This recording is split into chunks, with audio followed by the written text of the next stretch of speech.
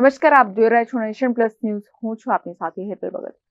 સુરતના યુવાઓમાં પોલીસમાં ભરતી માટેનો ક્રેઝ જોવા મળી રહ્યો છે, જેમાં સુરતના યુવાનો પોલીસ ભરતી માટેની તડામાર તૈયારી કરી રહ્યા છે, જેમાં રાંદેર જીમખાનામાં 600 થી વધુ પ્રતિસ્પર્ધીઓ ઉમટ્યા છે.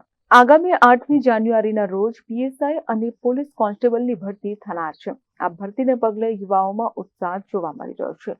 સુરત સહિત દક્ષિણ ગુજરાતમાંથી 600 થી વધુ ઉમેદવાર આમાં નોંધાયા છે, જેમાં પુરુષ ઉમેદવારોએ 5 કિલોમીટરની દોડ 25 મિનિટમાં પૂર્ણ કરવાની રહેશે. અમે યુવા ઉપનિષદ સાથે જોડાયેલા છે. અમે યુવા ઉપનિષદના સ્ટુડન્ટ છે. યુવા ઉપનિષદ ઘણા વર્ષોથી આ પ્રયોજન કરી રહી છે. આ આયોજન વિદ્યાર્થીઓ માટે ખૂબ જ સરસ છે.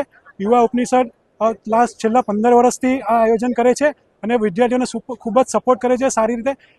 આની બ્રાન્ચ ઘણા બધા વિસ્તારમાં છે, જેમ કે વ્યારા, ધરમપુર, સુરત, વરાછા અને દક્ષિણ ગુજરાતના ઘણા વિદ્યાર્થીઓ અહીં પાર્ટિસિપેટ કરે છે. આ આયોજન જેવું પોલીસ ભરતીમાં થાય છે એવું જ સેમ કરવામાં આવે છે. આ આયોજનમાં એટલું વિદ્યાર્થીઓને આશ્વાસન મળે છે કે તેઓ પોલીસ ભરતીમાં સંપૂર્ણપણે શારીરિક રીતે તૈયાર છે. આ આયોજનમાં ડાયરેક્ટર અજયભાઈ અને અજય સર અને અજય પાલગર સાહેબ છે, તેમનો ખૂબ જ પ્રતિસાદ છે. સ્ટુડન્ટોને માટે ખૂબ જ સારું અને સરસ કાર્ય કરે છે. યુવા ઉપનિષદના અમે ખૂબ ખૂબ આભારી છે. ગુજરાતના કયા ગામડાઓથી લાવ્યા છે? ગુજરાતના આજુબાજુના દક્ષિણ ગુજરાતના ઘણા ગામડાઓમાંથી વિદ્યાર્થીઓ પાર્ટિસિપેટ થયા છે, જેમ કે ધરમપુર, વલસાડ, વાપી, સુરત, ભરૂચ, વડોદરા, ત્યાંથી ઘણા સ્ટુડન્ટો અહીંયા પાર્ટિસિપેટ ભાગ લીધો છે. કેટલા સ્ટુડન્ટો આવ્યા છે? અહીં ઓછામાં ઓછા 1000થી વધુ સ્ટુડન્ટોએ પાર્ટિસિપેટ થયા છે. મહિલા ઉમેદવારોએ 1600 મીટરની દોડ 9.30 મિનિટમાં પૂર્ણ કરવાની રહેશે. છેલ્લા હું 1 વર્ષથી યુવા ઉપનિષદની વલસાડ બ્રાન્ચ સાથે જોડાયેલી છું અને હું વાપીથી આવું છું.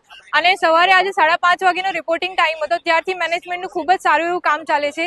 બીપ વાઇઝ વલસાડની જે બ્રાન્ચ છે એ વાઇઝ અમને નંબર અપાયા છે અને જેમ જેમ સ્લોટમાં છોકરાઓનો રાઉન્ડ દોડાય છે એમ મોટિવેશન માટે સોંગ્સ ને બધું અપાય છે. એ અમને ઘણું સારું લાગે છે. થોડું ઘણું લેટ થયું છે પણ વાંધો નહીં, બટ જે મેનેજમેન્ટ તરફથી અમને મોટિવેશન મળે છે એ ઘણું જ સારું છે અને બહુ જ સારું મેનેજમેન્ટ જોવા મળ્યું છે યુવા ઉપનિષદ તરફથી. દોડવા માટે કેટલા કિલોમીટર છે કે કેટલા રાઉન્ડ છે? બહેનો માટે 1600 મીટર છે અને ભાઈઓ માટે 5 કિલોમીટર છે. અહીંયા જે 400 મીટરના ગ્રાઉન્ડ છે એના 4 રાઉન્ડ લગાવવાના છે, એટલે 1600 મીટર કમ્પ્લીટ થશે. ટોટલ કેટલા સ્ટુડન્ટ આવ્યા છે દોડવા માટે? મારા અંદાજે 2000ની આસપાસ સ્ટુડન્ટ અત્યારે હાજર છે અહીંયા અલગ અલગ જગ્યાઓ પરથી.